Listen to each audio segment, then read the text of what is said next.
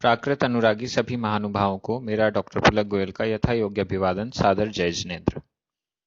आज हम प्राकृत रचना सौरभ पुस्तक में से पाठ क्रमांक 18 भूतकाल, इसके आकारांत आदि क्रियाओं में कैसे क्रिया रूप बनते हैं, उत्तम पुरुष, मध्यम पुरुष, अन्य पुरुष और एक वचन बहुवचन सभी स्थानों पर, ये आज के पाठ में सीखेंगे। आज का पाठ बहुत सरल है।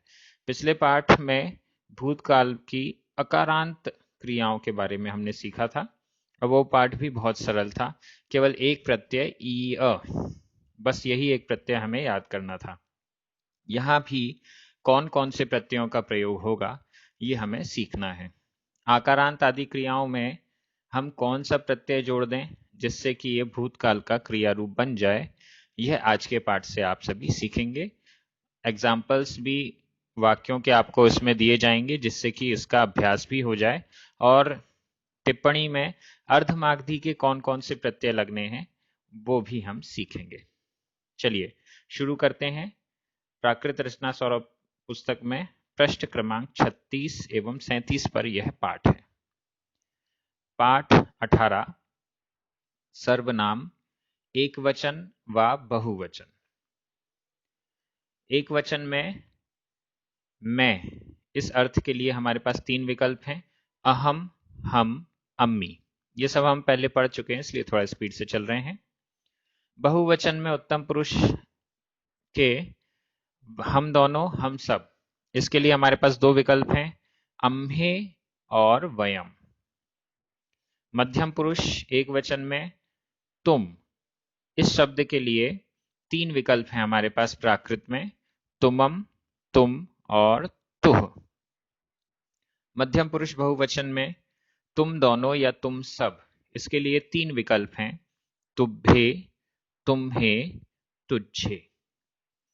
अब अपन आते हैं अन्य पुरुष पर। अन्य पुरुष में पुल्लिंग और स्त्रीलिंग दोनों। तो सबसे पहले पुल्लिंग। अन्य पुरुष एक वचन में पुल्लिंग में वह, इसके लिए एक विकल्प है सो। बहुवचन में वे दोनों, वे सब, इसके लिए प्राकृत में है ते, तामे की मात्रा ते।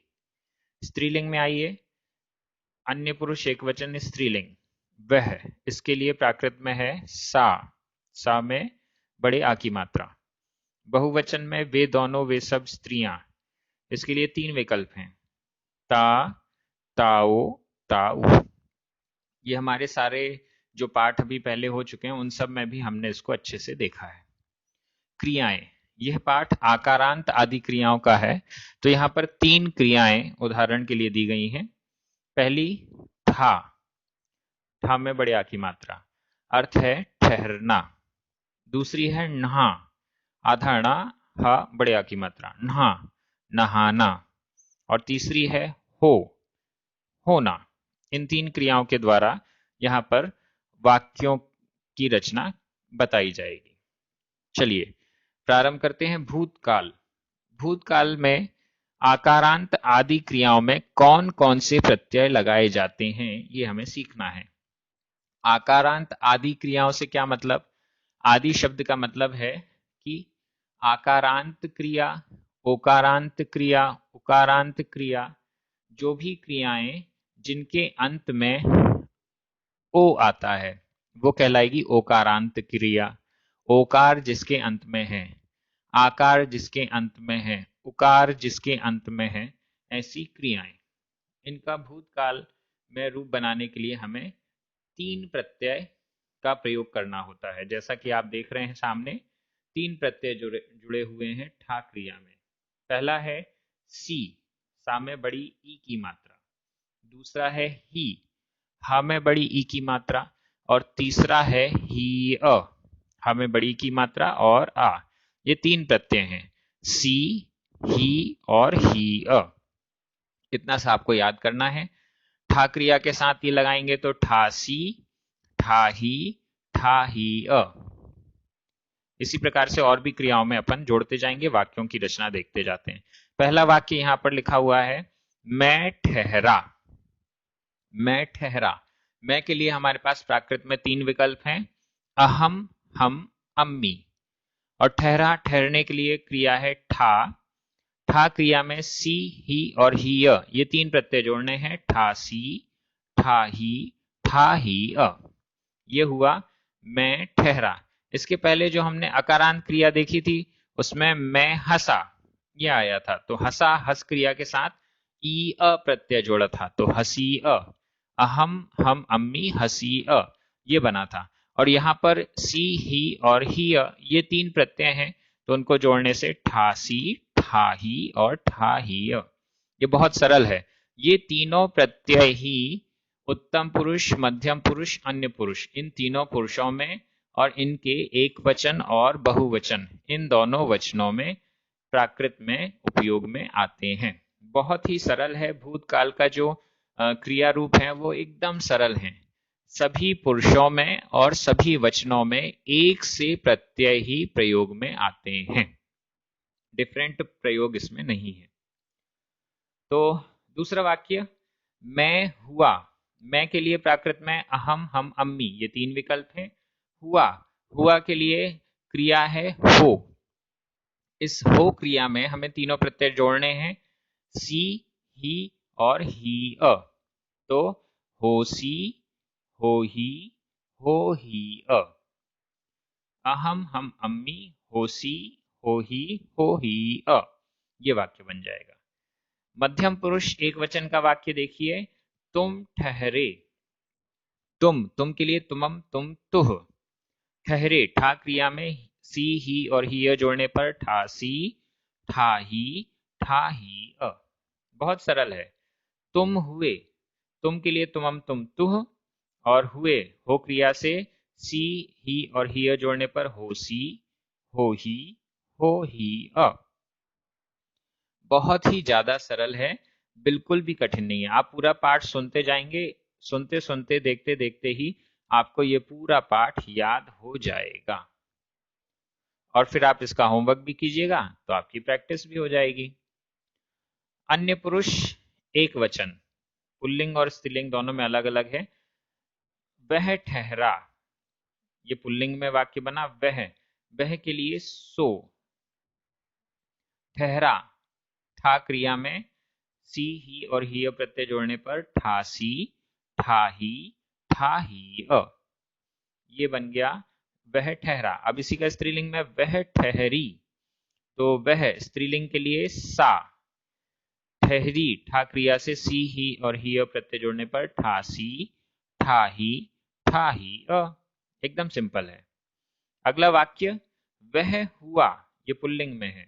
वह के लिए सो, हुआ हो क्रिया में ये प्रत्यय जोड़ने पर होसी, हो ही वह हुई स्त्रीलिंग में वह, इसके लिए आया प्राकृत में सा।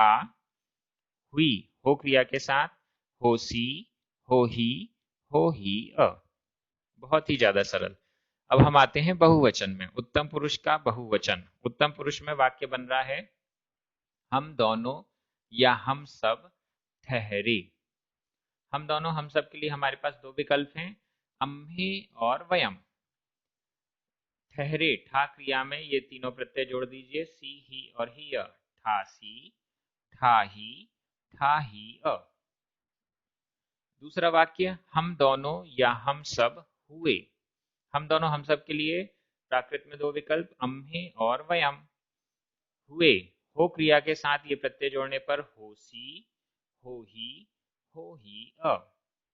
मुझे लग रहा है बस रीडिंग करनी है और आपको तो समझ में आ ही गया है।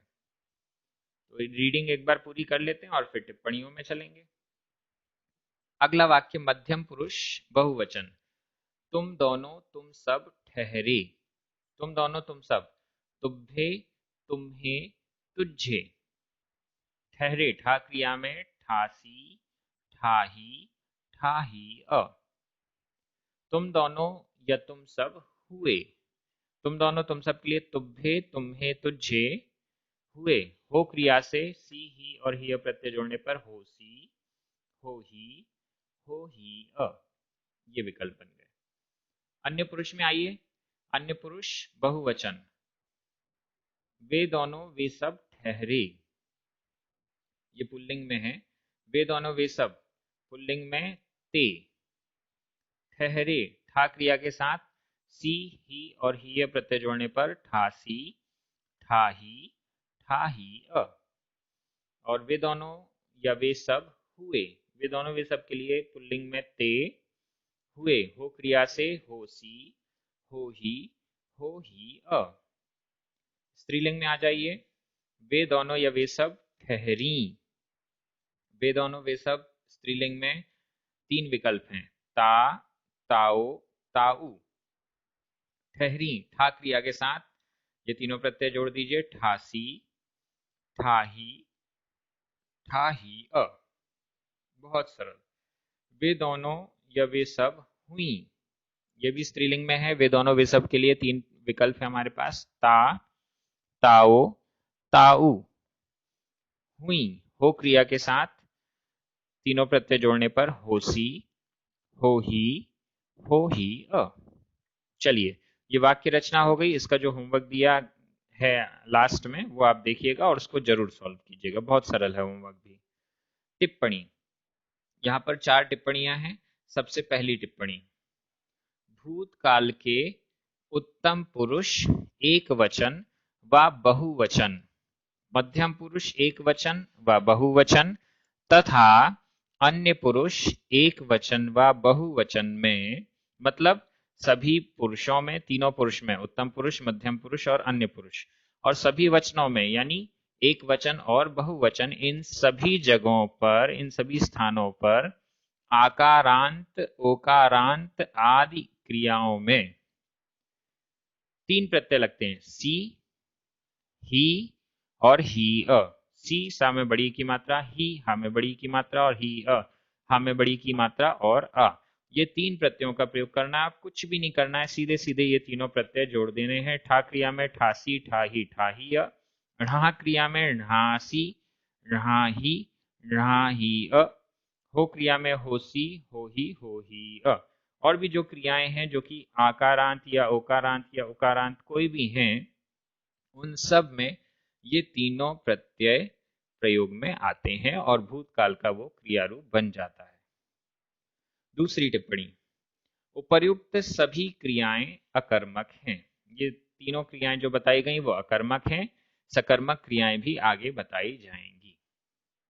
तीसरी टिप्पणी, उपर्युक्त सभी वाक्य कर्तृवाच्य में हैं। ये सारे वाक्य कर्तृवाच्य के हैं। इसके बाद कर्मवाच्य और भाववाच्य के भी वाक्य हमें सिखाए जाएंगे। ये हमारा पहला चरण, प्रथम चरण है प्राकृत प्रशिक्षण का। इसमें चारों काल के बारे में वर्णन है। वर्तमान काल और विधि एवं आज्ञा काल हम पढ़ चुके हैं। अब ये हमारा भूतकाल चल रहा है। भूतकाल का ये अंतिम पाठ है। इसके बाद फिर पाठ नंबर 19 से भविष्यत काल चालू हो जाएगा।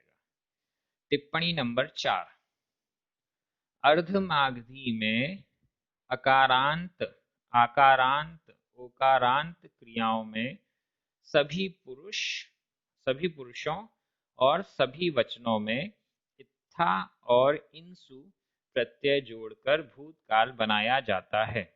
ये इत्था और इंसु प्रत्यय हमने पहले भी पढ़े थे।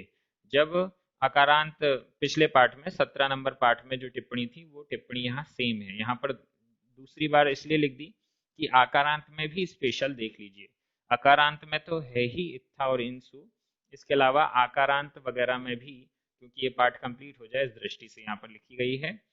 जैसे उदाहरण दिया गया, ठा प्लस इत्था, ठा इत्था, ठा प्लस इंसु, ठा इंसु, हो प्लस इत्था, हो इत्था, हो प्लस इंसु, हो इंसु।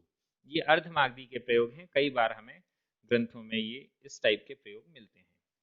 इसमें दूसरी टिप्पणी है, इनके अतिरिक्त होथा, हुआ, आहंसु, कहा का प्रयोग भी मिलता है। ये स्पेशल प्रयोग माने जाएंगे। होथा, होथा का अर्थ है हुआ, आहंसु इसका अर्थ है कहा। ऐसे और भी प्रयोग मिलेंगे, जैसे यहाँ पर और भी कुछ लिखे। कुछ अन्य रूप हैं उत्तम पुरुष एक वचन में, ये केवल उत्तम पुरुष एक वचन में ही चलेगा। क्या है? अकरिस्सम, उत्तम पुरुष एक वचन में ही ये चलेगा, अकरिस्सम, इसका अर्थ है किया। और अन्य पुरुष एक वचन में ही चलेगा अकासी, ये याद रखना पड़ेगा हमें। जहां कहीं भी अकासी शब्द मिले तो हमें ये समझना होगा कि ये अन्य पुरुष एक वचन का है भूतकाल में, अर्धमागधी का प्रयोग, ऐसा। तो इसका अर्थ भी है किया। चलिए, इस प्रकार से हमारा ये पाठ पूरा हो गया है और आप सभी बहुत अच्छे से अध्ययन कर रहे हैं। 3 काल कंप्लीट हो चुके हैं। भविष्यत काल आगे से जो अगला पाठ है, पाठ नंबर 19, उसमें भविष्यत काल का प्रकरण आएगा, तो वहां से भविष्यत काल अपना शुरू हो जाएगा। यहाँ तक जो पाठ हो गए हैं 17 और 18 नंबर का, इसका एक अभ्यास का भी पाठ है जो कि प्राकृत अभ्यास सौरभ पुस्तक में पाठ नंबर अभ्यास क्रम 3 है। इसको भी आप सॉल्व करें, जो होमवर्क दिया है ये भी आप सॉल्व कीजिए और अभ्यास नंबर 3 भी आप सॉल्व कीजिए। इस प्रकार से आपका बहुत अच्छा अध्ययन चल रहा है प्राकृत भाषा का। आप सभी एक दूसरे को प्राकृत भाषा पढ़ने के लिए प्रेरित कर रहे हैं, ये बहुत अच्छी बात है। सभी होमवर्क भी कर रहे हैं और होमवर्क को मिलान भी करते हैं आंसर शीट से कि क्या गलत क्या सही है। ये भी बड़े आनंद की बात है। हम अभ्यास करेंगे तभी जाकर प्राकृत भाषा सीख पाएंगे। प्राकृत भाषा के प्रचार प्रसार में जो भी स्पॉन्सर्स हैं, पुण्यार्जक हैं और प्रचारक हैं, सभी को बहुत बहुत धन्यवाद। आप सभी को जय जिनेंद्र।